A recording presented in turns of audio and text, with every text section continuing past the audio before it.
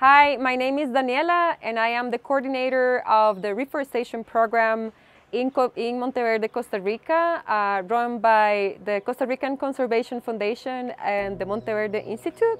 For more than 20 years, we have been producing trees, native species of trees, to provide to anybody living within the Bellbird Biological Corridor who wants to plant trees. These trees we give away to them for free, and our goal is to add connectivity within these economic areas where we're doing mainly agriculture, so that species like the bellbird and other animals that migrate can migrate through our economic zones in Costa Rica to bigger protected patches.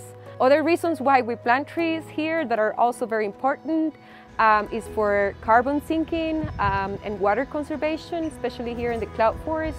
Trees are really important because they help us absorb the water from the clouds during the dry season, and restoring the ecosystems after we cut a lot of trees down for agriculture in the past.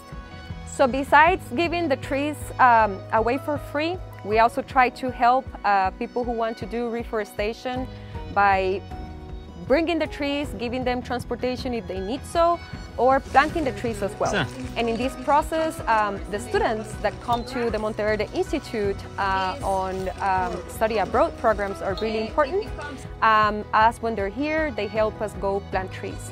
So for the Monteverde Institute, one of our main incomes is these study abroad programs that we offer to students mainly from North America.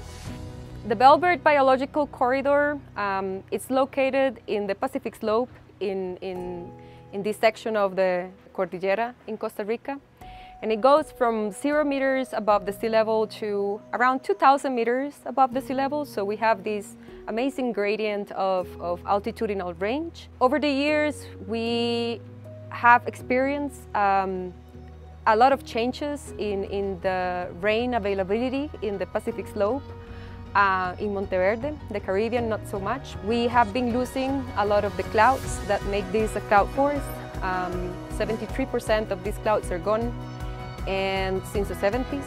And we went from only having 25 dry days a year to having 115 dry days a year, so the changes are huge.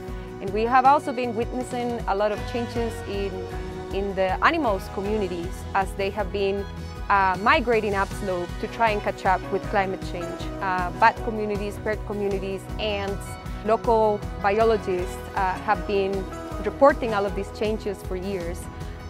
So for us, connectivity along the corridor is really important also to face climate change, as animals and trees tend to migrate upslope to adapt to the new conditions that climate change brings.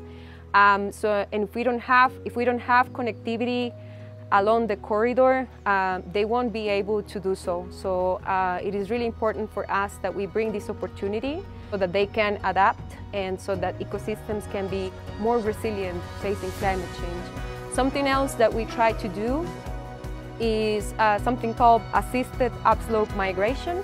So planting trees a little bit further up outside of their range. So if a tree is naturally known to grow up to 1,000 meters above the sea level, we will plant them 1,100 meters above the sea level to try and assist that tree in that upslope migration so that it can adapt to climate change. We're very excited today to be sharing a little bit about our project with the solar butterfly that made it all the way up the mountains in Monteverde. So thank you for coming along and joining us, and see you in the trails.